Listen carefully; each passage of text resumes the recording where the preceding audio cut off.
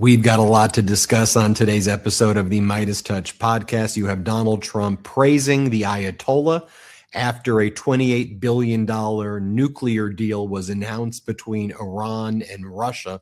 Also, when Donald Trump was not praising the Ayatollah, he was falling asleep during this bizarre Oval Office press conference. Donald Trump had disappeared for about 8 days, and since he has surfaced, he has not been looking too good, and the things that he's been saying even more deranged than before. Also, we saw Trump regime cabinet officials one by one falling under brutal cross-examination at Senate and House of Representative hearings.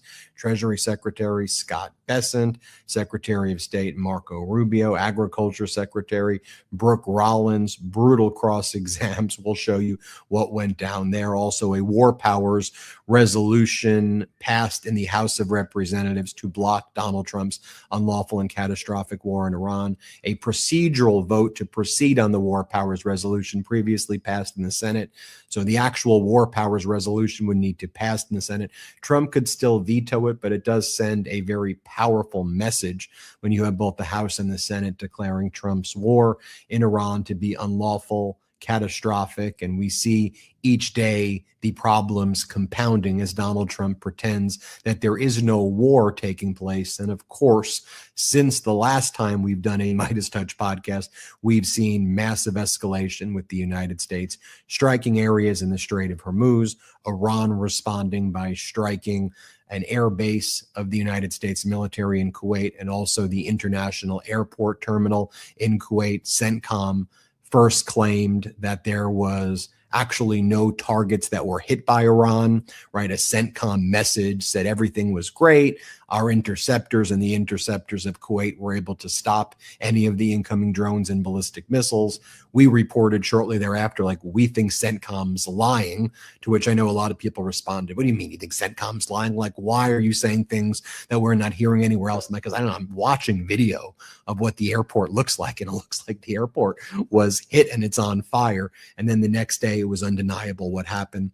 At least one person was killed in the airport, an Indian national. At least 63 people were injured.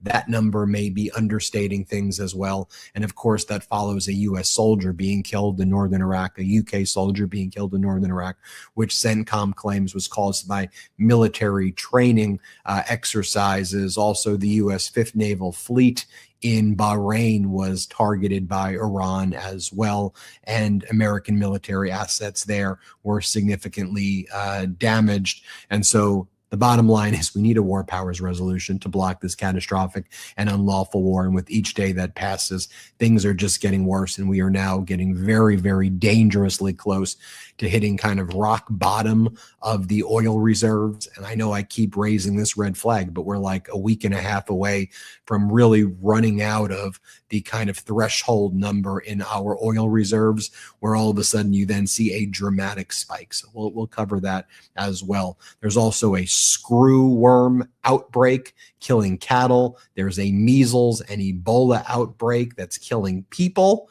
And Donald Trump wants to focus on our reflecting pool that he thinks is his pool, that he's turning bright blue, which he keeps on saying is larger than skyscrapers. Okay, I don't even understand the comparison. What are you talking about? A horizontal pool is taller than vertical skyscrapers? Is the most ridiculous thing ever. Also, Donald Trump posted moments before we went live that he's definitely canceling all musical concerts in connection with America's 250th birthday, and then it's going to be a disgusting Trump rally. And speaking of disgusting and Trump, Ivanka and Jared Kushner are trying to take over an island in Albania. And the Albanian people are protesting that. I mean, hundreds of thousands of people in Albania have taken to the streets to say, get these people away. We don't need another Epstein Island over here. We don't want a Trump Island over here in one of our most kind of protected and beautiful islands. And then you have like Ivanka saying, I discovered this island when I was on a boat with a Rothschild heir. She said she discovered the island when she was on $100 million yacht owned by a Rothschild heir. I must have the Albanian island, Daddy and Jared. I must have the Albanian island. The people there are not having it. And then Eddie Rama, the prime minister, or the leader rather of Albania, is out there. He's like, there's no project. It's not happening. What are you talking about? It's just all the things you see here, the $4 billion project. No, don't believe it. We'll talk about that and more on the MeidasTouch podcast. Brett and Jordy, how you guys doing? Doing well. Good to see you, Ben. Good to see you, Jordy. Good to see you, Midas Mighty. Everybody who's tuning in live, everybody who's listening, whether you're listening on Apple Podcasts, Spotify, whatever audio apps you get the show. Thank you for tuning in. It's a regular Magellan there, folks. Ivanka, discovering islands. Wow, very, very impressive, Ivanka. Amazing talent in that family. I got to say. Papa, can I have that Albanian island, Mr. Rothschild? Mr. Rothschild, can I have that one, Papa? Does that belong to me?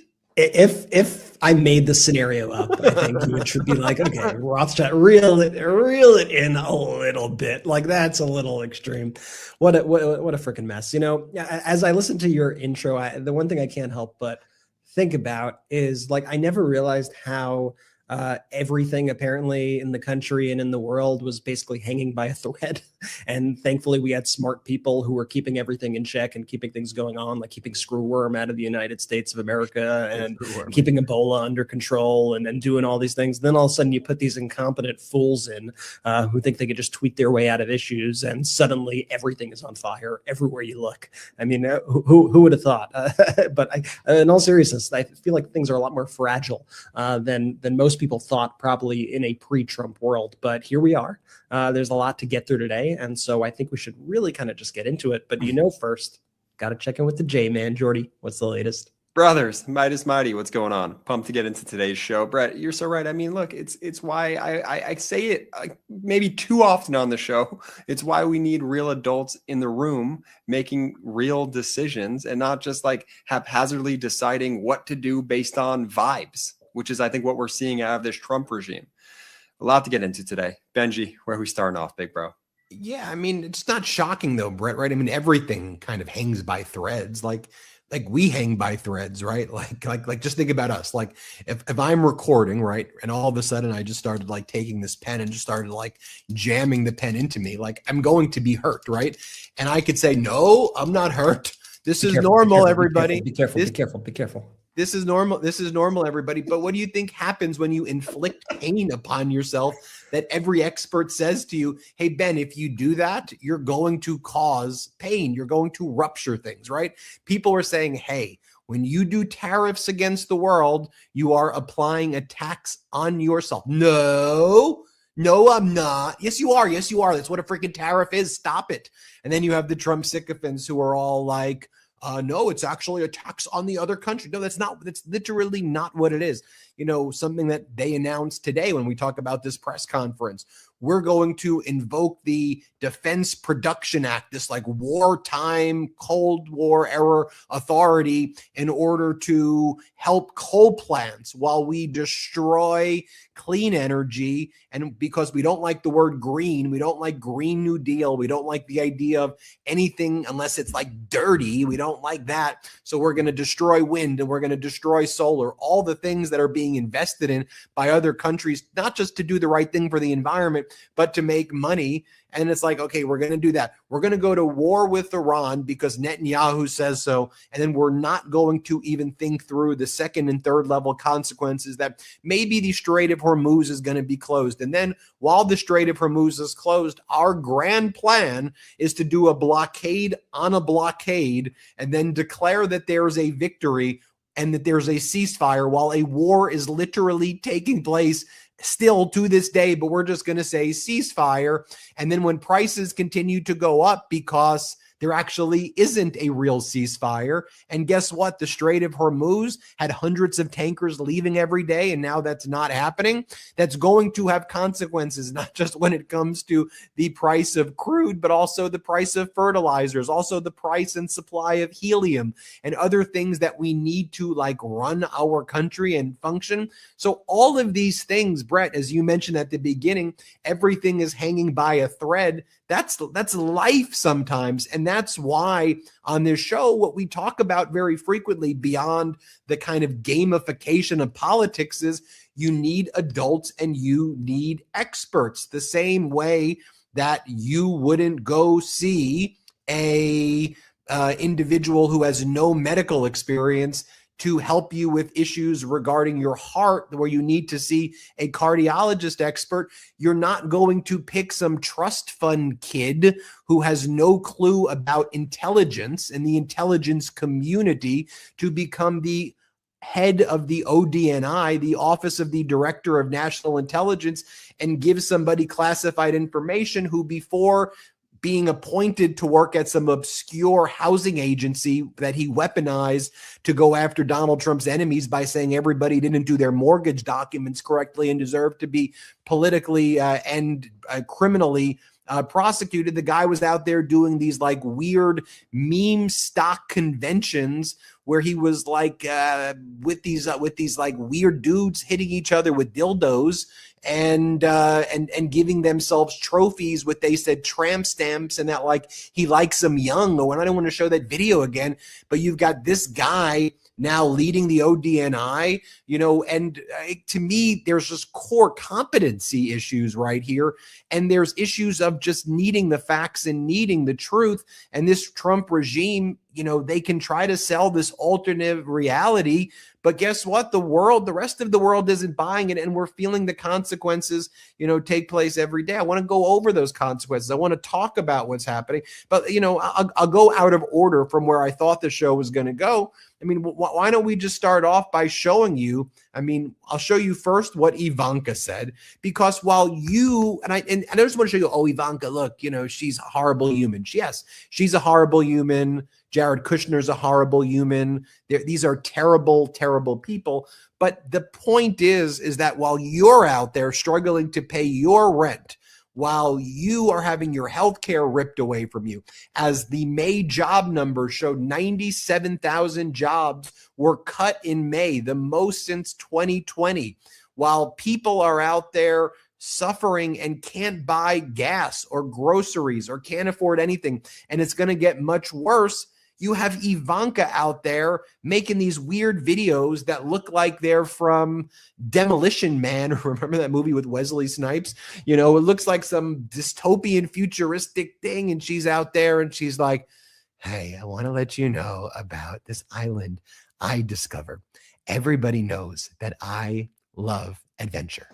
And so I was out there. And she says all of these, like, there's all these, like, this language that she's using and that Jared used. I don't even know, like, I know they're speaking English, but they're like just name dropping all of these like islands and things that are just not accessible to most human beings. I'm like, what are you even talking about? Can we just get someone healthcare, please? Can we get the American people the ability to live and not die so we can have affordable healthcare? Watch Ivanka. I'm working on an incredible project with my husband in the Mediterranean. It's massive in scale. I think that's an understatement. Can you explain? Yes, it is. There's no power on this island. You're building everything from scratch. Correct. Well, it's an unbelievable, beautiful 1,400 hectare private island in the middle of the Mediterranean. We were on a friend's boat and we stopped for a swim. Effectively, that's how we found it. We swam to the island. We went on a hike, barefoot all the way up to the top, and we were just captivated. And now I'll show you what Jared Kushner had to say. Here, play this clip of Jared. I was on a vacation after we left government in the summer of 2021. We were on our friend Nat Rothschild's boat. We got picked up in Montenegro, and then we started sailing over to Corfu, and we spent a couple days in Albania. One of the nights there, Prime Minister Rama came to the boat. I had not met him when I was in government, but I was very, very impressed with his vision for what he wanted to do with Albania. I really didn't know anything about the country. I didn't understand the history, and the darkness of the history with the communism and the terrible leadership actually led to it being fully undeveloped as a nation. But Eddie came in. He has one of the cool things I was attracted to is the fact that he seemed like a very skilled politician, as a very strong and smart leader, but also the fact that he was an artist. I thought it'd be very cool to see what a country really led and built by an artist could be. Now, let me be very clear. This island, they didn't discover it. It's an island in Albania that is well known. It's known for its ecological landscapes, and this area, there was not any, you were not allowed to develop this island purposefully because it had flamingos and seals and all of these incredible, animals and wildlife. And it was a point of pride for the people. And then you have, Jared Kushner, and you had Ivanka right there basically saying, no, that we discovered it on the Rothschilds' yacht. Like, that's what they're talking about. And then the prime minister of Albania, Edi Rama, who you just heard them say, he goes on CNN, and here's what he has to say. Let's play it. In this protest, there are well-meaning people, young people, interested genuinely to the environment, that have been misled big time. There is not such a thing like a Trump family Ireland. There is not such a thing like the family of the American president taking over protected areas where flamingos will be killed by them. These are all stories that, of course, get traction, but can't be farther from the truth. I wonder why they would get traction. Where would we get this idea from that they were doing this island? How would we get such an idea, Brett? I mean, who was it possible that Jared and Ivanka would be the ones promoting that? And look, I don't want to belabor Jared and Ivanka. You get the point. But they are pushing that. It's a intentional decision that they want to push that in your face while you are out there suffering. And they're doing projects like this in Belgrade, where there were protests, in Australia, where there are protests. They're doing one in Tbilisi. They're going up and they're cutting deals also with the most corrupt people as well, in order to further enrich themselves. And that's kind of Donald Trump in a nutshell as well. While that was going on, you have Trump in the Oval Office today. Hold on. It's like, we got to say something. I think, ultimately when you look at what's going on there, though, it's the perfect representation of the global oligarchy that we're seeing, right? And just the disdain at which they look at normal people. I think it's interesting because throughout this entire second Trump term, Jared and Ivanka have really kind of been on the back burner. Now, Jared got very involved once the Middle East war, once that all heated up, and Jared is now like this unelected bureaucrat making some of the most important decisions while he is heavily invested in the Middle East that has all of these conflicts of interest. Somehow, some way, he has been thrust into the middle of these negotiations with zero oversight. I think that is absolutely appalling. But you don't even see Kushner go on TV to speak about this stuff. In the first term, you'd see him at press briefings. In the first term, he was a public-facing guy. At this point, he's really not. Nor is Ivanka. Ivanka's almost tried to separate herself in a lot of ways from the Trump brand, almost to a point where she's kind of pretending not even to be Donald Trump's daughter. Like, she is so distanced from what is happening in the White House this term compared to past terms. But I think what we are seeing this term compared to the last Donald Trump term, amongst Ivanka, Don Jr., Eric, really all of them, is I think they kind of realized, we could get away with all this stuff, the grift we could get if we just have like a slightly lower profile and we aren't out there in the White House every day. We aren't at the press briefings. We aren't at the events, but we'll just do our thing. We'll invest in these companies that are going to get contracts with the United States government. We're going to invest in a drone company here. We're going to sell this product there. And that is the strategy that they've used. And so I think it's actually quite fascinating that Ivanka and Jared wanted to kind of announce this project in the way that they did. But when you also track the history of this project, like Ben said, it was protected land. It was only fast-tracked after Donald Trump won the election. It is the perfect representation of all this global corruption that we've seen, and all these leaders and CEOs and lawyers who at the beginning of the Trump regime started immediately capitulating to Donald Trump and offering all these things. We saw it in the first Trump term a lot with like China, right? China fast-tracked the Ivanka patents. There was a lot of stuff like that. That has been supercharged this term. And the fact that a head of state of government can give away a public piece of land to Donald Trump's relatives so that they could build their own weirdo island for them to do God knows what on. To me, it just shows the moral rot and the oligarchical rot that we are seeing, not just in the US, but that's connected in this way across the world. Well said, B. I don't really have much nuance to add to this conversation other than the fact that if you watch those videos for our audio listeners, like I really want you to go to the YouTube and watch those videos. Jared and Ivanka, they look like AI. Like they just deeply look like soulless creatures as they're up there. And Ben, you're so right. Yeah. As you're watching that video, you're like, what are these words? Like, what are they even saying? Is this your first time speaking?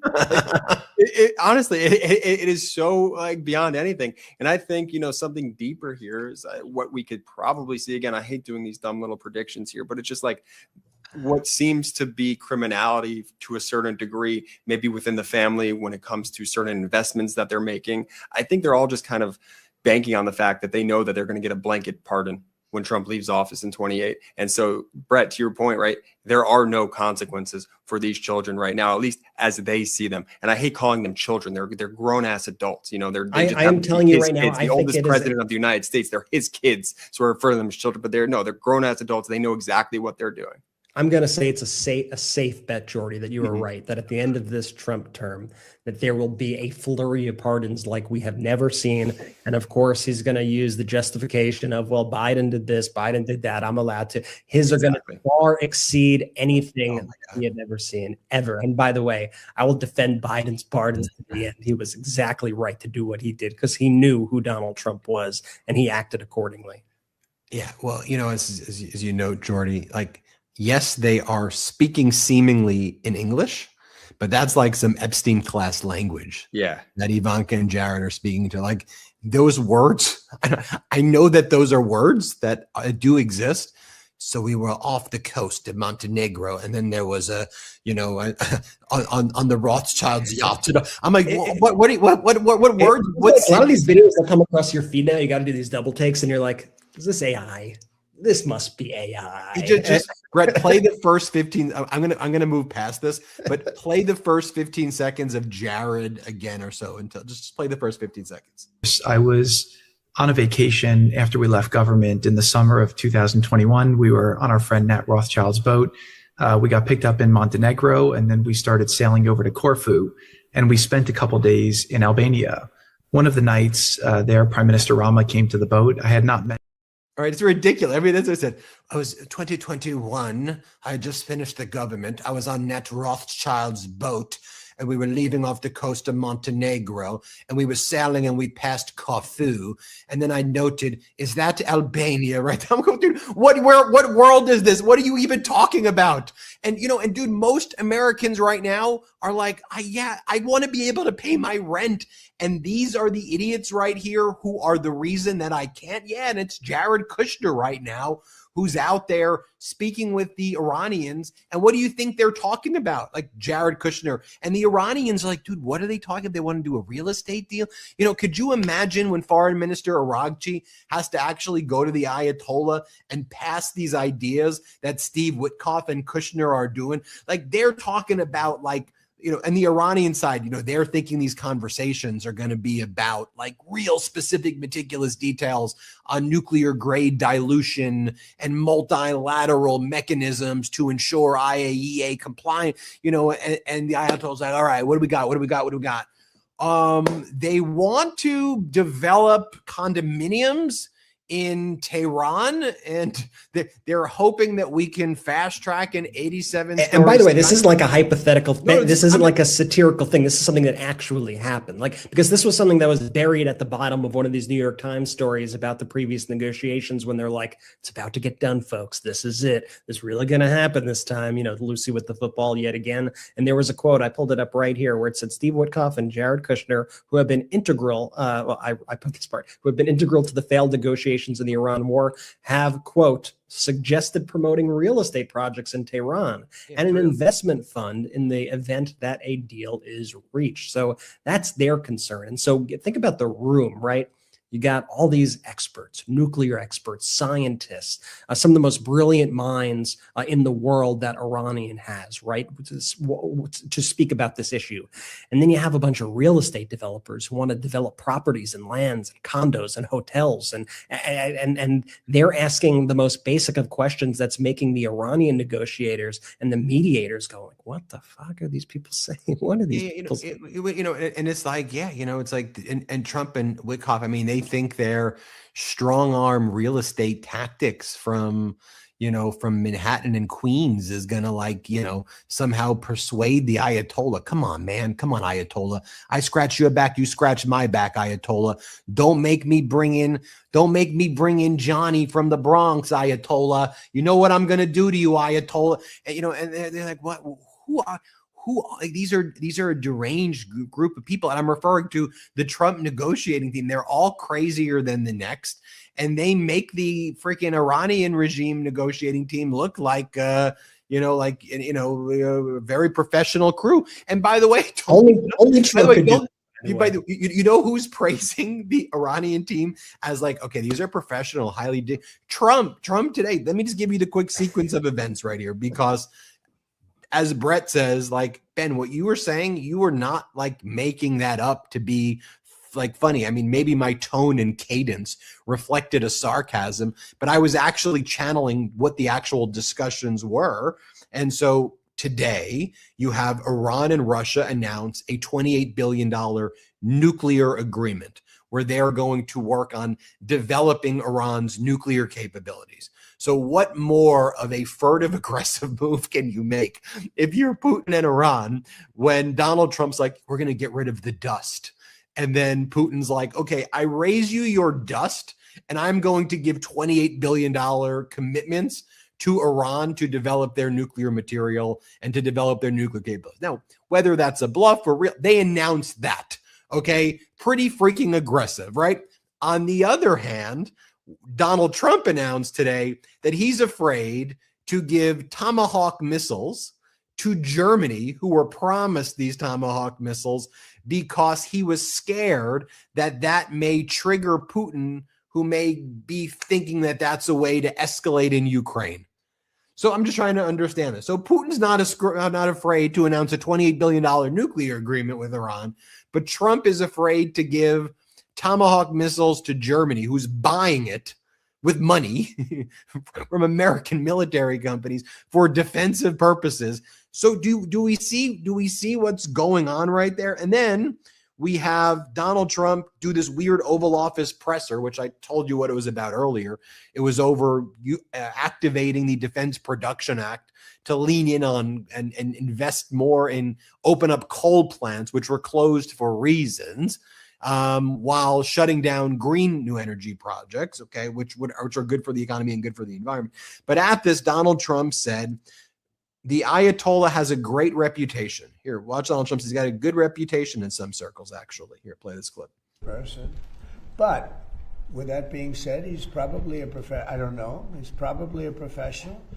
In some circles, he has a very good reputation, actually. Sometimes some people say bad, but a lot of people say bad about me. It's totally false, of course. Mr. President. It's like stupid Tony Soprano over there, right? It's like a stupid mob, like it's like the dumbest mob. You got what's it called? I would say the Three Stooges, but you got like the Eight Stooges behind them, and you've got like the lieutenants. I mean, just look at the people behind him. Why he's got a very good reputation. I hear the Ayatollah. I know some things about the Ayatollah. Now, I'm not saying I want to meet the Ayatollah, but if I was to meet the Ayatollah, I would tell the Ayatollah, look, I respect you, my man. Okay. I mean, it is the dumbest version of Sopranos meets, I can't even think of the fictitious, meets Veep, meets Game of Thrones, meets the dumbest thing imaginable. You know, while Donald Trump's falling, he's got the crew. Just imagine this crew right here. This one. Just imagine them wearing Adidas jumpsuits right there, basically, right? And then Donald Trump's like, I don't want to meet the Ayatollah, but if I didn't want to meet him, I'd be honored to meet him. I would tell you, Ayatollah, it's an honor. It's an honor. Okay, here, play this clip. Know what we had to do. And we've heard that you want to meet with the new Ayatollah, the new supreme leader. I don't want to meet, but if I did meet, I'd be honored to meet him. I'd like to see if we make a deal. But if we make a deal, it's possible that I would meet him. I'd be okay with that. Would that happen here in the U.S., White House? Oh, I don't know. I haven't really heard too much about it. I didn't suggest it, but some people have suggested it. If it happened, it would be happen. I'd be respectful. The only thing that may be effective about this is just how psychotic it is. And it's not done, it's not like the crazy Ivan intentionally psychotic. No. But the only way you can construe it, though, like if you're the CIA, you're like, okay, well, we have a guy who's so psychotic. And when these messages are delivered back to the Ayatollah through the chain of command there, like I just truly have to wonder, like, what the reaction it's is. Like when somebody like isn't ruled guilty by a jury for a murder due to like the insanity defense. The Ayatollah's like, all right, well, this guy's killed my whole family. He's killed a lot of people I know. Done a lot of really effed up things.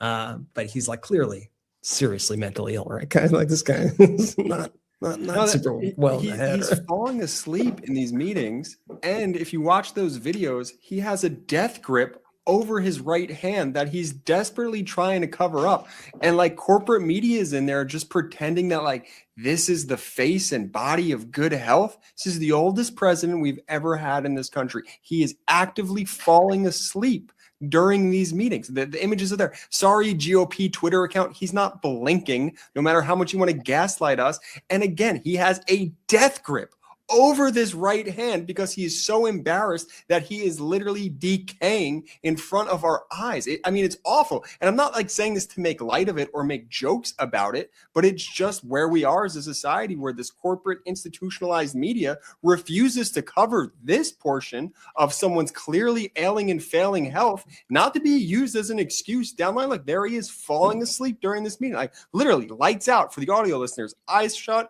laying down.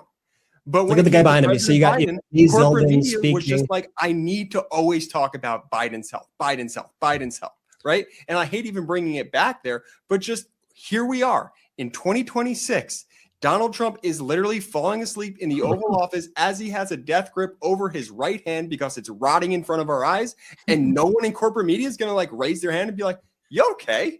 You good, bro? The corporate media. What are we doing? I'll tell you what they're doing. They're too busy on the Rothschild's yacht, leaving off the coast of Montenegro and sailing to Corfu, and then seeing an island in Albania and saying, "Papa, could that one be mine, Papa?" All right, I got to. Tappers. He's busy writing the book, and the book's going to be out at the end of the term, and it's going to be on the president's health. It's going to be a sequel to the Biden book. Sequel. You got to wait for it. It's going to be about Trump now. So he's we got to really take our first break of we're late. Show. When we come back, we got a lot to discuss. I'll show you Treasury Secretary Scott Bessent and Marco Rubio at their disastrous hearings. We'll talk more about what's going on the home front. We have a lot to discuss. A quick reminder: hit subscribe. Help us get to 7 million. We're so close to 7 million subscribers. Also, click join if you're able to become a member. Join right now. And if you're able to afford memberships, gift memberships to others, you can gift as many memberships as you can afford. Again, if you can't afford it, don't do it. It's just I'd love to give access to people who can't afford memberships access. So give them memberships. They'll get access to the emojis and also the podcasts that we do that are members only podcasts. And then also go to store.MeidasTouch.com. Get the MeidasTouch gear at store.MeidasTouch.com. I want to remind you, we got a great merch store, store.MeidasTouch.com. All right, let's take a quick break. We'll be right back. Summer always changes how I get dressed. I want pieces that feel lighter and more breathable, things that are easy but still put together. That's why I keep coming back to Quince. They focus on high quality essentials that feel and look amazing. Think breathable linen and soft organic cotton, well-made basics but without the luxury markup. It's that rare balance when everything feels elevated but still effortless. Quince European linen pants and shirts are the perfect warm weather upgrade to add to your rotation, starting at just $34. Their tees are soft and easy to wear, and their lightweight cotton sweaters are perfect for cooler summer nights. Everything at Quince is priced 50 to 80% less than similar brands. They work directly with ethical factories and cut out the middleman, so you're paying for quality, not brand markup. Quince goes way beyond clothing. Custom upholster sofas, ceramic cookware, premium bedding. It's the kind of brand you end up recommending to everyone. Quince and linen shirts, those have been my go-to. Shout out Quince, man. Elevate your summer wardrobe. Go to quince.com/Meidas for free shipping on your order and 365-day returns. Now available in Canada too. That's QUINCE.com/Meidas for free shipping and 365-day returns. Quince.com/Meidas. Dad's favorite seat in the house? The toilet. Upgrade his throne this Father's Day when you get him a Tushy bidet. I'm not going to gatekeep this. I love my Tushy bidet, and y'all need to lock in and grab yours today. Without giving TMI, I've never felt cleaner than after I used the Tushy bidet. I'm only mad I didn't grab mine sooner.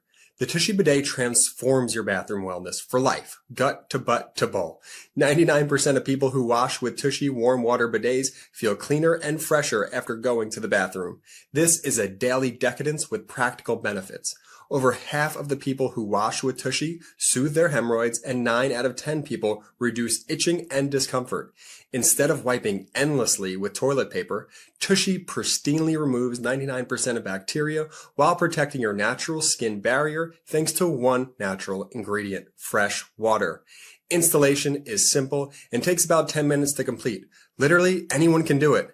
People who have made the switch to Tushy use up to 80% less toilet paper. No more clogged toilets, no more wasting money on something that does an inferior job cleaning your body. Every Hello Tushy bidet comes with a 30-day hassle-free return and a 12-month warranty. Stop guessing you're clean. Start feeling it. For a limited time, our listeners get 10% off their first bidet order when you use code MeidasTouch at checkout. That's 10% off your first bidet order at hellotushy.com with promo code MeidasTouch. Let's go. Shout out to our sponsors. Links in description of both the YouTube and the audio. Use the codes. If there's an exit survey, let them know we sent you. Benji, where to next? Why don't we go back to the Oval Office, though, just for one more moment over here? And I know, Brett, you showed the video. Do we have, you showed the photo. Do we have video of Donald Trump actually sleeping there? Yeah, you could see it there. And then each thing he said was kind of more deranged than the next at this press conference. Why don't we show you where, when he was actually saying things, he didn't realize that he's like, where's Chris? Like Chris Wright was like right behind him. Do we have that video where he's like, where's Chris? And it's like, right there, man. He's right behind you. He's the energy secretary. Here, better man than me for that one. Not in all ways you feel that, but in one way, in energy you do. And that was Chris, right? Yeah. Where's Chris? Right here. Right behind you. Well, he's a hard one to find. And Chris has done it. What do you mean he's a hard one to find? He's right behind you. Then he starts saying things like, nobody's allowed to fix their car anymore, or like, I saved people who couldn't fix their cars and now you can fix cars again. I truly don't even know what's going on in this guy's mind. Here, let's play it. And the job he's done is great. We had the auto industry in yesterday. They don't want people to fix their car. I said, that's strange. I've never heard of that. They have a thing to, nobody's allowed to fix their car. They gave a man 7 years in jail, actually, because he fixed his own car. So I thought we'd do something about that. But we'll get it all straightened away. Can you believe it? They want a bill that prohibits people from fixing. So if you're mechanically inclined, I grew up, I went to school with some guys that Okay, then he talks about the Giants quarterback again, Jackson Dart, who introduced him at that weird MAGA event, and he got a lot of backlash from other NFL players for doing it. And here's what Trump has to say about Jackson Dart. Let's play it. We had the quarterback. Jackson is the quarterback for the Giants. He's a big, strong guy. And I said, "How do you think you do in women's sports, Jackson?" He said, "Pretty good, sir." He didn't know I was joking. He was not worried, so let me put it that way. He would have been the greatest athlete in the history of women's sports. You got to see the size of this guy. Like a male model, and he's going to be a great quarterback. Okay. Is he reading that? Is he reading that off the page? Like, it looks like he's like legitimately reading a script for the folks who are watching. Did you see, like, he was looking at the paper? And also, real quick, when he was looking for Chris, it reminded me of that Indiana moment when he had the Indiana college football team, the Hoosiers, over there. They couldn't find Kurt Signegi. He's like, "Where's Kurt? Where's Kurt?" And Kurt's like right over his right shoulder. It's been happening to him like all the time. That keeps happening. It keeps happening. He does it every day. And then also, I mean, I talked about this in some of the hot takes, like, who are these just ghouls behind him who are these like gremlin humans, like they're creatures, and they laugh at these things. Like, there's quite literally nothing funny about, like, honestly, if you were 5 years old, and you were like boys have peepees and girls have like, I'm just, what are you like? You're grown men, and it's all mostly all men behind. Like, what's the humor in that? It's legit like Dr. Evil and Austin Powers, where they all like look at each other and they're like, So you've got that. And then perhaps even weirder, you had MAGA Mike, who did a press conference, and he was being asked a lot of questions like, are you could have just stopped that even weirder, MAGA Mike. Yeah, MAGA Mike, even weirder. You're the Speaker of the House somehow. Bill Pulte, who's the head of Fannie and Freddie, for which he shouldn't be, and he runs some obscure housing agency that he's used to, like, anyone who Trump hates, he claims engages in mortgage fraud, and then these people get criminally prosecuted by the Trump regime. Now he's going to be running ODNI, the Office of the Director of National Intelligence, and get access to all of this classified information. He's going to be the acting head of ODNI, when the statute literally says that you passed the law. Congress passed the law saying you have to have extensive national security and intelligence background to be nominated for this. So even the nomination is a violation of the law. So MAGA Mike, what do you think? But I want, when you watch this and you listen, I want you to watch these ghouls behind him, because it's even worse than MAGA Mike. MAGA Mike, you'll hear, he'll be like, if the Democrats nominated Jesus, if we nominated Jesus, the Democrats wouldn't want Jesus. When you're nominating Jesus, well, you're nominating some shitheads. You're nominating some real crappy humans. You're not nominating Jesus. And then you'll see that Congresswoman McClain, like, she's a ghoul. She's a weird freaking human. And she's like, and I'm watching, I'm like, who are these? I'm like, who are these humans? Have I lost my damn mind that these people have positions of power? These are like the most bizarre and dangerous humans. Here, watch this clip. Let's play it.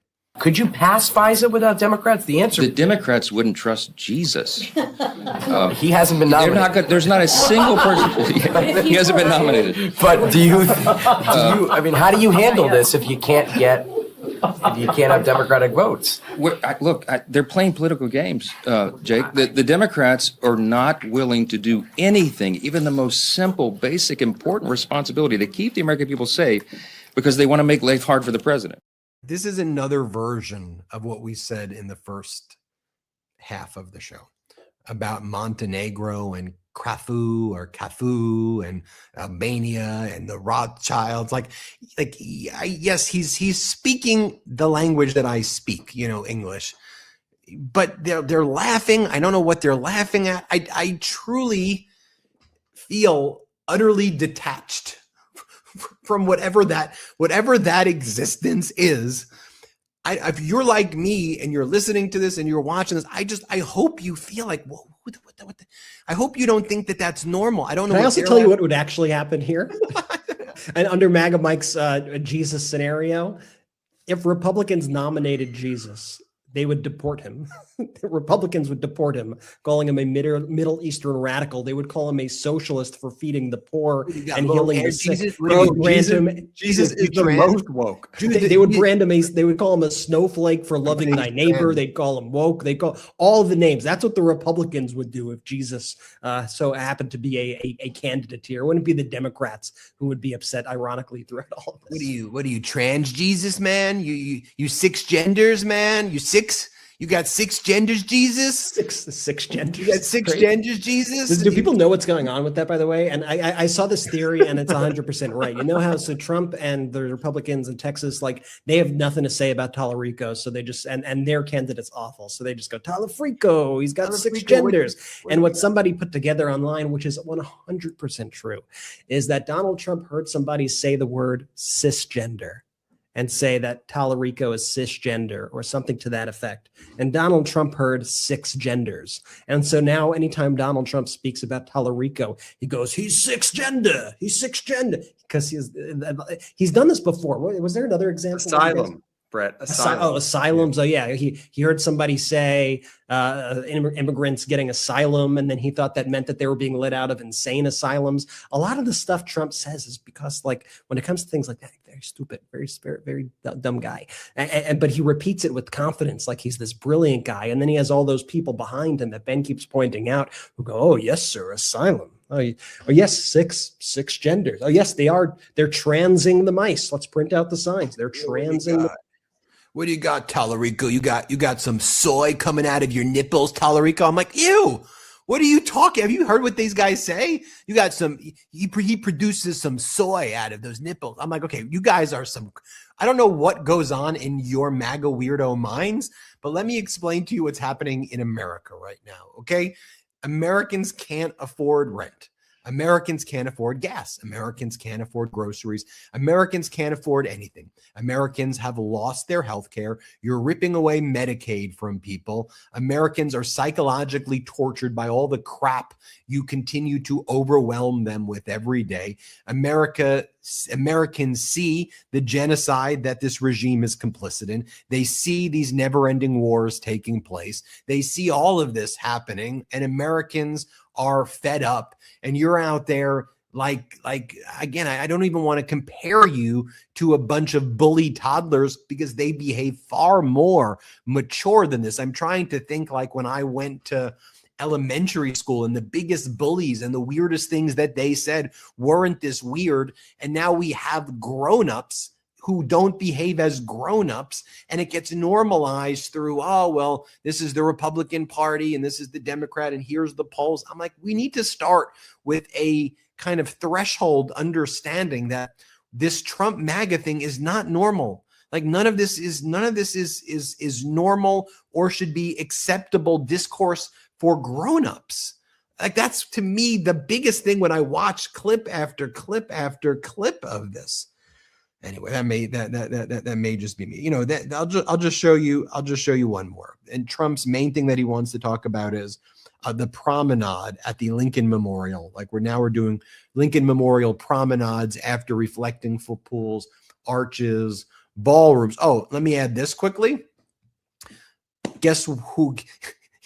While Russia's bragging about a $28 billion nuclear deal with Iran. Pretty big deal, huh? Like it's kind of like giving Trump the middle finger. You have Kirill Dmitriev, Russia's envoy to the United States, announcing private-public partnerships between the U.S. and Russia to build tunnels from Alaska to Russia. And you have the head of Donald Trump's stooge from his arts commission or whoever approves the ballroom and all of these things, going to the St. Petersburg Economic Conference, which is like Putin's version to compete with Davos. It's like Putin's thing of all the BRICS nations show up. So we had the ballroom guy show off Donald Trump's ballroom to Putin and everybody there. That's what was going on in the past 24 hours.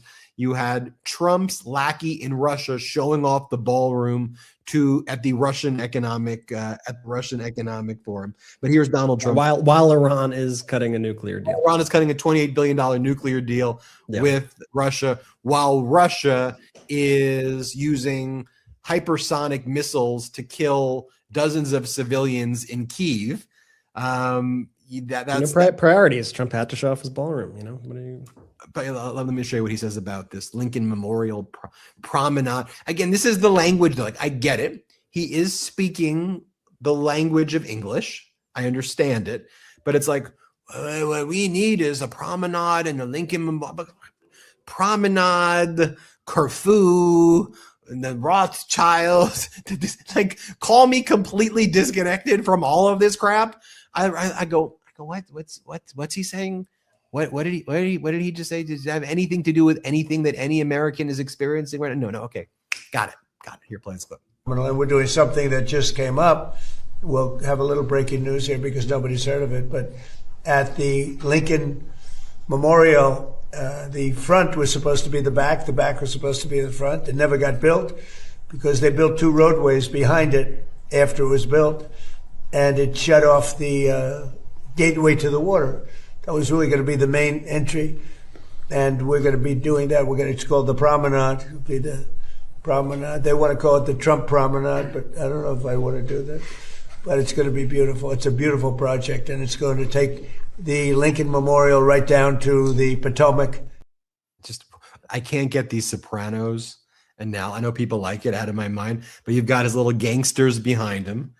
I'm going to build a promenade, okay? They're going to call. I'm not sure I want to call it the Soprano Promenade. I'm going to call it the Trump. Maybe I will.Maybe I won't. I don't know.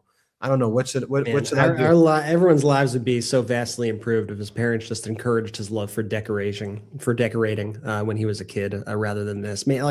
I wish he pursued a career in decoration. I wish he pursued design, something. You could even anything else. Anything else. I would honestly, if you said he would step down as president and we're going to make him the lead decorator of Washington D.C., the city, let's do it. It sounds great. Decorate away. The more I watch those clips, I didn't pick this up on the first watch, but now that we're playing them here on the pod, it really does look like he's reading from the papers, even as he's trying to remember these stories. I'm not trying to dabble in conspiracies here, but when you watch him look down, it looks like he's literally reading off these papers. I see people in the comments agreeing here, and it's pretty striking when you actually watch this one. I think his eyes are also heavy in addition to that. So it's hard to tell. Is he looking down or his eyes shut? They'd say that's also another symptom of dementia. Yeah. Not sleeping is actually a bad thing. Fall asleep you should sleep. The day, and you're up at weird hours at night. I mean, it fits all of that. Yeah. Bragging about Dr. Oz the other day. He takes dementia tests every day. He aces it all the time. He aces it every day. He loves taking the tests. He loves taking it. It's like saying, Jordy. Oh, he's a great guy. He passes his sobriety test every day. Every day he passes another sobriety test. I'm out there bragging. I passed it with fly. I walked a straight line. They said it was the most straight line ever. Hey, at least his name's coming off the Kennedy Center, and they confirmed that there's a leaked memo today that says it's coming down. It's got to come off of all of the various merchandise that they have. It's going to come off the building. They have a deadline of June 12th, I believe, to get it off the building, and all the letterheads and all of that. And so I'm curious to see, do they wait to the last day to do it, or do they do it before? Either way, I want to see if we could get some cameras out there and do a little live stream of it coming down. If we can, we will see. I'll let you know if we're able to pull that off. Yeah, well, Court of Appeals Judge Ludig, who appears frequently on the MeidasTouch network and on Legal AF, he gave us an exclusive comment about how the federal judiciary is finally asserting itself, and how, the federal judiciary, it took a while, but is actually doing its job for the first time. And I think we've seen, and we've been covering on Legal AF and here, some of these major orders here's what he said to us. The tectonic plates, this is from Judge Ludig, this guy was a Federalist Society guy. This guy was the judge in the Court of Appeals who everybody worked for before the kind of Trump MAGA movement. If you were going to become kind of like a right-wing, I don't want to say like normal, but this was like the path. There was like liberal versions of him, and he was like the conservative guy. But he's a conservative guy who cares about the country, and he's like George H.W. Bush kind of conservative guy. And his statement was, the tectonic plates of American politics have at last shifted, seemingly suddenly and overnight, but these plates of America's politics have actually been shifting inexorably and indetectable every single day for the past 18 months. There is no mistaking that the federal judiciary, the federal courts of the United States have brought about this inevitable end to this president's war on the federal judiciary, the Constitution, and the rule of law in America, and with it, the effective end to his presidency. It's powerful words by Judge Luding right there. But when we come back, I want to share with you some of these congressional hearings and what went down, calling out Donald Trump's cognitive and physical decline. We'll share that with you. We'll show you just, how these Trump sycophants are reacting to all of this. And then we'll talk briefly about this Trump canceling this concert that was going to take place in late June. Also, Donald Trump wants to go to the Knicks game. He says he's going to go to Madison Square Garden, Game 3. No. Can you imagine? What do you think the chants are going to be? Is it going to be Jeffrey Epstein, Jeffrey Epstein? You think they're going to do a Jeffrey Epstein chant at the Madison Square Garden? Can I tell you, the Knicks series right now is the one thing in my life that's not politics related that Trump has not infested, and this asshole has to get a stink all over it. I thought I could cruise through the series, just root on the Knicks and watch some basketball and forget about all this stuff. But of course. You think we get a lock him up chant or a Jeffrey Epstein? Lock him up. What do you think they do in the Garden? I think they may go lock him up. I think it's going to be pretty vicious. I think it's going to be lock him up.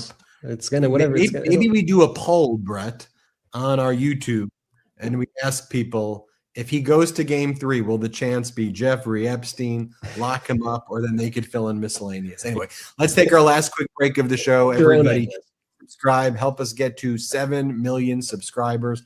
We're so close to hitting 7 million subscribers. Also, become a member of our YouTube channel. That helps our network grow. And if you can afford a membership and you can afford to gift memberships to others, gift those memberships to others, because then you can give them access to the emojis and the members-only podcasts and our bonus features. All right. Also, store.MeidasTouch.com. Check it out. Thanks, everybody. We're really enjoying the show. We've got a lot more show. Don't you go anywhere. Let's take our last quick break. You've heard us talk about OneSkin before, and whether you're someone who tries every new skincare product that hits the market, or you've been using the same one or two things for years, at some point, most of us realize our skin just isn't keeping up the way it used to.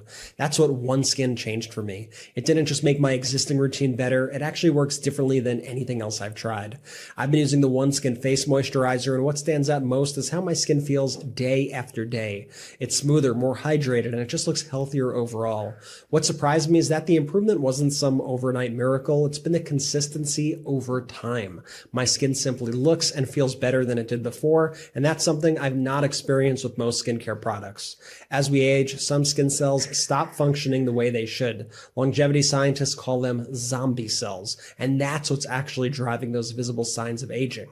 OneSkin's OS1 peptide was specifically engineered to address those cells, so you're getting everything you expect from great skincare, with OS1 doing something most skincare was never built to do. And this isn't just my experience. OneSkin's results are backed by 4 peer-reviewed clinical studies, over 10,000 5-star reviews, and they've been recognized by Bloomberg as a leader in skin longevity. You really don't need a complicated routine to get healthier, younger-looking skin. Born from over a decade of longevity research, OneSkin's OS1 peptide is proven to target visible signs of aging, helping you unlock your healthiest skin now and as you age. For a limited time, try OneSkin with 15% off using code Meidas at oneskin.co/Meidas.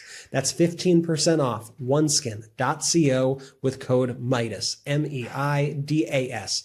After you purchase, they'll ask where you heard about them. Please support our show and tell them we sent you. You know what's easier than fixing a problem? Not having the problem in the first place. Your liver is one of those organs that you don't think about until you have to. Supporting it daily is one of those small things that can make a huge difference in how you feel overall, and that's where Dose comes in. Dose for your liver is a clinically backed liver health supplement.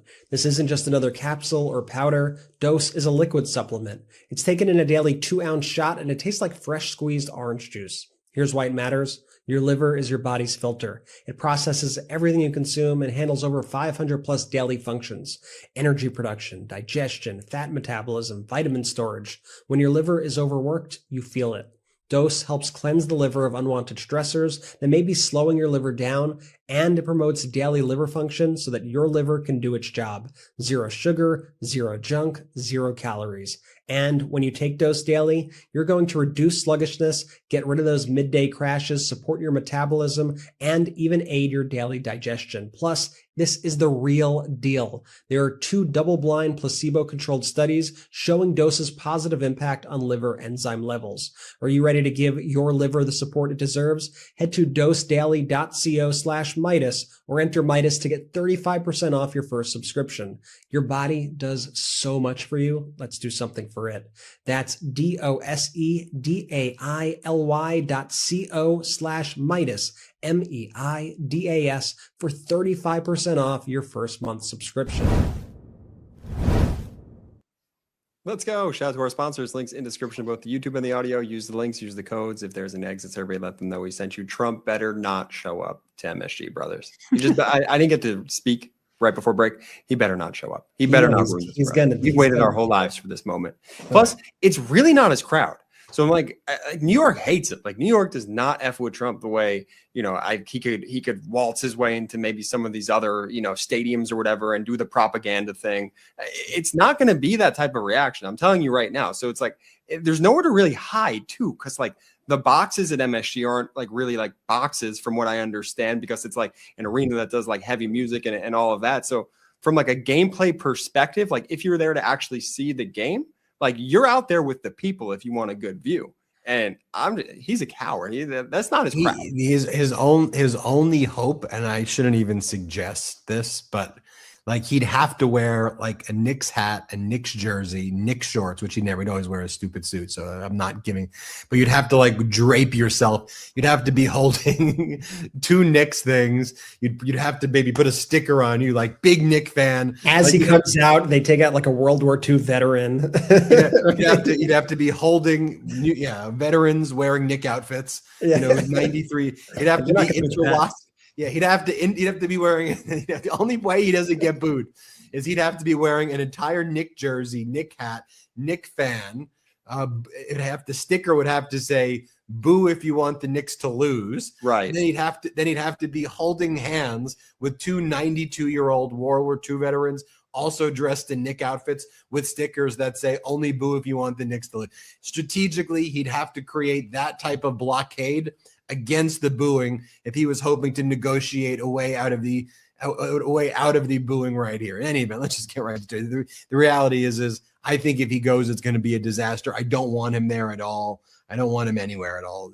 Just get that. Just stay the hell out of sports. Stay the hell out of everything. And I just want grown-ups. I just want adults. In any event, let's just talk briefly about this open letter that Zelensky just published. I'll do a whole other hot take on the letter itself, but I thought this line to Putin, it's an open letter, and here's what Zelensky says to Putin. "We have heard that you were promised in Alaska the resolution of certain issues concerning Ukraine and Europe, but you can see for yourself that Ukrainian and European issues are not decided in Anchorage." It's powerful stuff right there. And he's saying, we now know through our intelligence network that Donald Trump promised you that he was going to hand you Europe, the end of NATO, Ukraine on a platter. Remember what we were saying back then, what Trump told Putin? We get the West, you get Europe, China gets Asia, and then we can kind of fight over, we can share Africa, we can share some of these other, but that was basically the deal. And Trump doesn't care about Africa. Trump just wants Western Hemisphere and control the entire hemisphere and Greenland. Trump, we get Western Hemisphere, Greenland, you get Europe and China, you get Asia and Africa, and Russia, you can have a little bit of Africa. That was the deal. That's what they discussed. There are other countries though who have a say in this. And that's what Zelensky is saying right there. I want to go, though, to these congressional hearings so you can see for yourself what was going down. These are some powerful hearings right here. So first, let me show you from earlier today, Treasury Secretary Scott Bessent. He appeared before a House committee. And I want you to watch as Democratic Congress member Larson asked them a very simple question. Are we currently at war? Let's watch it. Are we at up war twice that much currently? every year under the Biden administration? Are we at war currently? The conflict has been halted. The conflict has been halted. So we're not at war. So our military is not involved. We're not at war. Again, if you would like for me to call the Secretary of War, I can ask. I'm the Secretary. So as of part of the Treasury. administration and as part of this, we're not at war. How in God's name, if we can't answer any questions at all, and I don't know, maybe there were some special orders where we're not allowed to these questions or not. We ought to make that clear. Are we at war or not? I'm asking as relation to the cost of going up for oil and gas. That hasn't risen. Well, has it risen because of the war? It did rise because of the conflict, yes. Okay.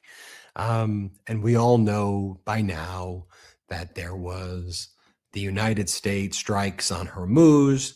Iran responded by striking in Kuwait, the military air base and the commercial airport are right next to each other in Kuwait. If you were wondering, like, where they're like literally located in the same area. And we saw the international terminal destroyed by Iran, and we saw the airbase significantly damaged by Iran when CENTCOM claimed that didn't happen. They said all of the drones and ballistic missiles were intercepted by Kuwait, the United States, and Bahrain, and nothing hit anything. And then CENTCOM had to admit it. And so it's like, you just, because the video surfaced, and then it's like, okay, I've been saying this for a while now. I think I was early money on this. That CENTCOM, I remember 3 or 4 weeks ago, I was like, I'll tell you what's really upsetting me. The fact that CENTCOM has fallen. And that Brad Cooper guy, Admiral Cooper, I'm like, ugh. When I saw that guy start to do the whole MAGA shtick, I'm like, damn, that's really bad, because I at least was hoping that CENTCOM can give us accurate data. And just think, even right now, they're still covering up the slaughter of the little elementary school girls in Manab. Like, they know the answer. Just think that if they're covering that up and they're covering up Epstein files, just think of what the lengths to which they'll go. Anyway, back to Bessent over here. Some cross-examination by Congresswoman Sanchez. We could play this clip. Mr. Secretary, do you believe that all Americans should follow our tax laws? Yes, Congress. Yes, good. So do I. And do you believe that for those Americans who break our tax laws, they should be audited or held accountable? Well, I think there are two things there. An audit is not a result of breaking the law. Yes or no?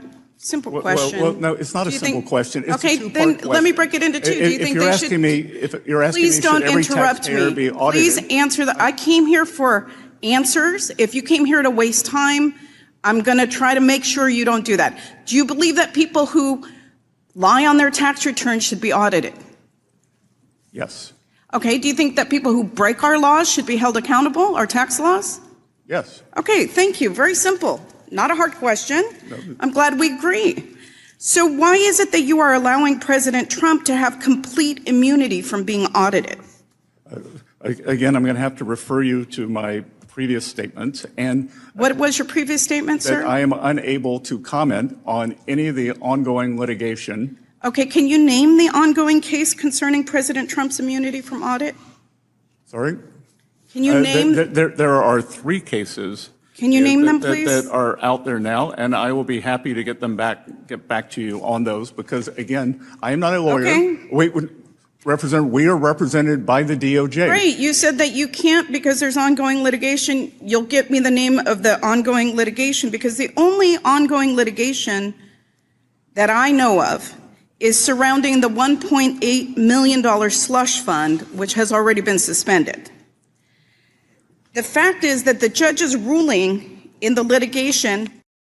I know Besant probably is much more comfortable on the Rothschild yacht going to Corfu, spotting islands in Albania, than answering very basic questions like that. I'll let Bray give the commentary there. What commentary? It was two pictures of Scott Bessent. Yeah, no, it's just, there it goes. I just see Bessent and Bessent. Yeah. And then he's asked by Chu, not who, he's asked by Chu, do you agree with Trump that you also do not care about America's financial situation? Let's play it. Do you agree with President Trump that you also do not care about Americans' financial situations? Congresswoman, who was the president during World War I? Can you, no, are you refusing to answer my question? No, I'm asking, who was the president during World War I? I don't know, but clearly you are not answering my question. During World War I was. Well, let me tell you. So I'm clearly getting the idea that you do not want to answer whether you agree with President Trump that you do not care about Americans' financial situations. President Trump does care about Americans' financial situations. Well, he actually said that he doesn't. No, that is a truncated thing, like everything is, that he is future-proofing, because I can tell you Americans' financial situations would be devastated if Iran got a nuclear weapon and there was a permanent shutdown of the flow of energy out of the Middle East. Americans' financial situation will be devastated by this fictional scenario that I just created here that we have saved you from. And so you're welcome. Just ask me a question. I'll be like, hold on. What are these Epstein class of like words? These future proofing. What is he even saying? What is he up there saying, Ben? Future proofing. Jordy, pretend you're a Congress member and just like ask me. Ben, President Trump says he doesn't care about Americans' financial problems right now. Do you agree? Who was the president during the Spanish-American War? No, sir, that's not the question I'm asking. I'm asking you to answer the question whether you believe that Trump is right in his assertion that he should not care about the American people's financial status right now. Name me the governor during the California gold rush. It's I'm struggling. What are we talking about? Like, are we doing Jeopardy? Are you Ken Jennings?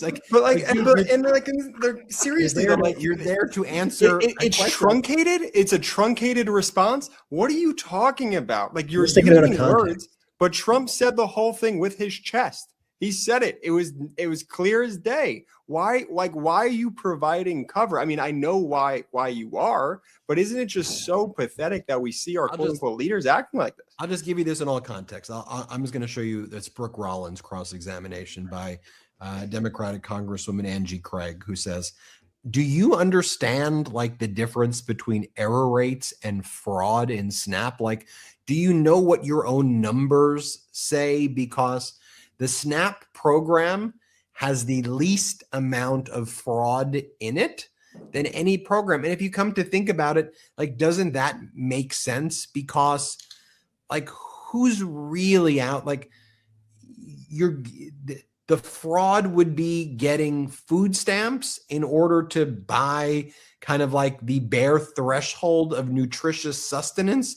So like who's really going out there and going, okay, here's my scam. I'm going to try to buy apple juice and I am going to scam the government out of some bread and a bologna and a piece of bologna. Like, I understand why in a system like Medicaid, not from the recipients of Medicaid, from purported operators who are doing fraudulent billing of Medicaid with fake patients, why in something like that there would be fraud. Who was involved in that? I don't know. MAGA Republican Senator Rick Scott and people like who Donald Trump pardoned, who ran clinics and companies that purportedly provided services to low-income Americans who then sought reimbursement at either excessive rates, duplicative rates, or for phantom patients. That's where you have a lot of fraud, and there's a lot of criminal prosecution. That's why MAGA Republican Senator Scott had to invoke the fifth the way he did over and over again, and that's why so many people were convicted, and Trump has pardoned a lot of Medicaid fraud people. It doesn't usually happen, though, at the level of somebody getting the health care services, because you're not getting a blank check to get it. It goes to the provider. Now, if the provider enters into a conspiracy with you and then kicks you back the money that they get, that's an elaborate scheme where that usually is not what's happening at the patient level, although arguably that guy, but most people who receive Medicaid or Medicare or other types of health care, they're getting a surgery that needs to be done. That's kind of verifiable if they got the surgery or they got the treatment to begin with. And so that's why the fraud amounts are less for a SNAP recipient. But when Trump's idea of waste, fraud, and abuse is actually let the people who engage in waste, fraud, and abuse off. That's why, according to all accounts, there's been 18% more waste, fraud, and abuse under Trump than the year before. Doge has had the opposite effect, but go after the people who really need the services and need the food assistance and say that they're the con artists, not the oligarch Epstein class who are going to Corfu and taking Albanian islands while actually defrauding the government. Here, watch this clip as Congresswoman Angie Craig cross-examines Rollins. But we are now. It did go up almost 90% under the Biden years.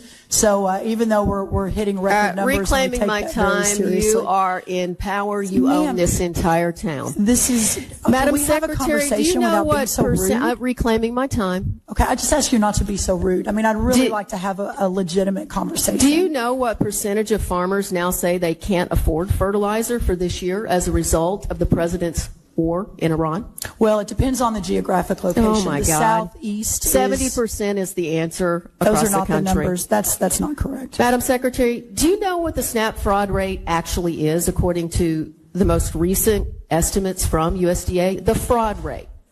Well, that is based on data we're receiving from the states that we can't verify. That's the whole point of this, is we have no ability to verify California, Minnesota, where the fraud has been reclaiming my time. It was 1.6% according to USDA. Your state is saying we only have 1.6% fraud rate, which we all know is an absolute joke. I'll say it again. The USDA's own data found 1.6%. I don't know. No, we were relying on your data from Minnesota, and you understand the difference between error rates and fraud rates. I honestly don't. It is one of the lowest fraud rate in any program in America is the SNAP program. The lowest fraud rate of any program in America is the SNAP program? You can't be serious when you say. You can't be serious. You can't be serious. What do you think? There are just so many people going around who are saying we need food stamps so desperately that we're going to commit fraud on the government so that we can eat a peanut butter and jelly sandwich. Let me put it in perspective for a second, all right? Trump has pardoned people. He's commuted people's sentences, fraudsters who have stolen tons and tons of money from people. He's wiped out about $2 billion in victim repayment money that was going to go to the victims.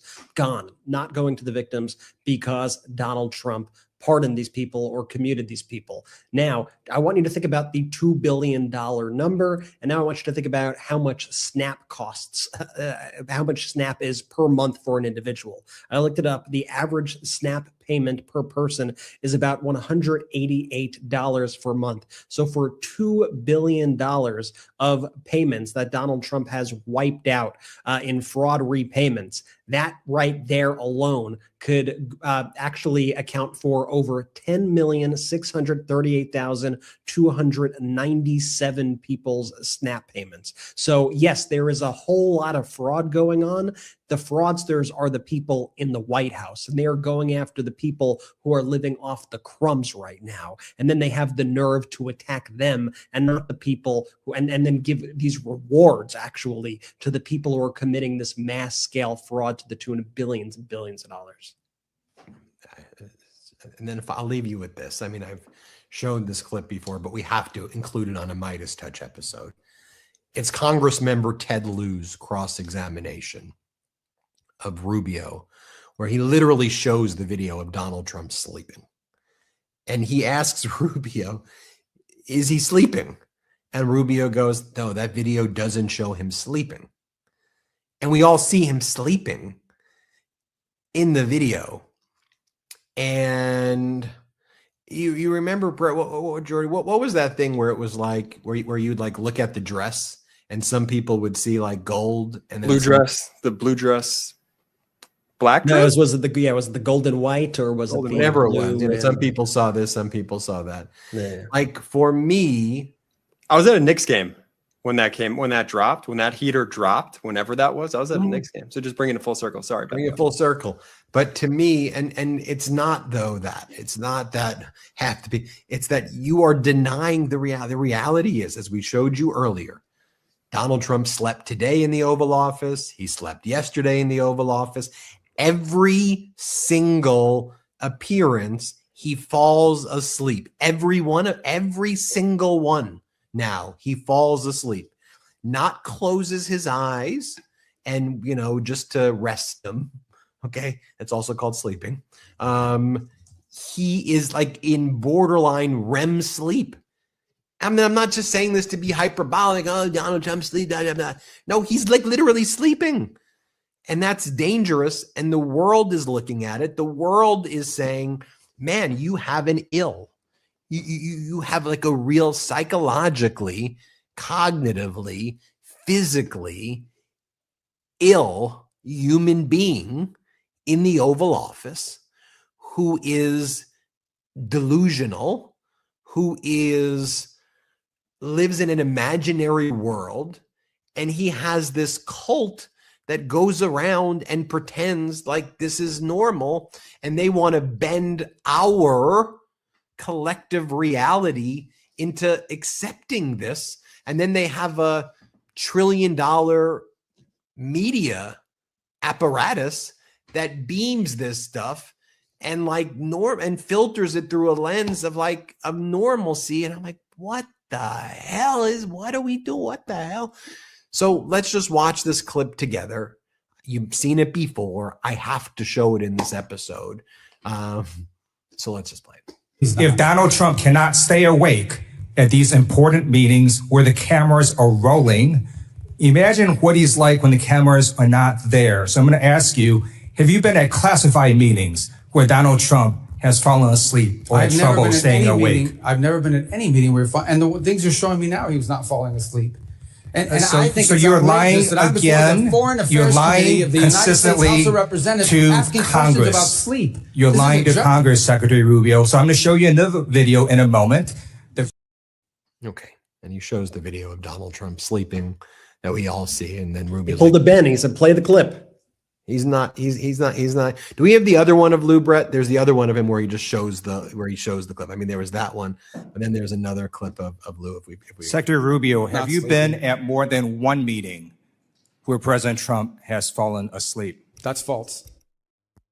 That's false. I've never seen him fall asleep. On the contrary, the guy doesn't sleep, which is a big problem because he calls me at 2 a.m. He calls me at 5 a.m. And, I like to sleep a little bit, maybe not 12 hours, but at least 6. So he works. The other day he was at the Oval Office until 12:30 p.m. 12:30 a.m. I don't know what you're talking about. Secretary Rubio, I'm going to show you in a moment a video that shows you just lied to Congress. Oh, okay. So this is a video of a cabinet meeting literally from last month where Donald Trump is sleeping while you're talking. Please show this video. Coalition of countries that line up behind the peace deal, behind the border peace. And it's still every day is a challenge, but it's been driven personally by the president. It's the reason why we're involved in this whole Ukraine-Russia conflict. That's not our war. It's not the president's war. This war started. It never would have happened if you'd been president. But this war is going on, and the president is trying to end it. You are literally talking about issues of war and peace, and Donald Trump is sleeping right next to you. No, he's not. If Donald Trump cannot stay awake at these important meetings where the cameras are rolling, imagine what he's like when the cameras are not there. So I'm going to ask you, have you been at classified meetings where Donald Trump has fallen asleep or had trouble staying awake? I've never been at any meeting where, and the things you're showing me now, he was not falling asleep. And so, I think so you're lying again.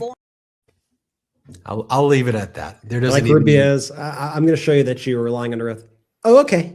Okay. Oh, okay. Also, dude, Rubio, it's not the flex you think it is when you say that Trump is calling you at 2 a.m., 5 a.m. I mean, these are symptoms of dementia. Where these are not good normal signs. wake periods. I mean, all right, everybody. I want to say thanks to everybody for watching the MeidasTouch podcast. Thanks for being here. We covered a whole lot today, and we'll be a lot more content on the way. We got Ben's got Legal AF this weekend, as always. Check it out. Saturday Live. We'll be back with more episodes of the MeidasTouch podcast on the audio feed, kind of throughout the day. So make sure you check that out on the audio feed. Make sure you subscribe to us on Substack, MeidasPlus.com. Make sure you're subscribed to this YouTube channel as well. Sometimes you think you are, but you're not because it's just feeding you the videos. So check it out. Thank you again. Appreciate it. Jordy, take it away. Shout out to the Meidas Mighty. The Meidas Mighty standing strong against the fascists. We sing our song.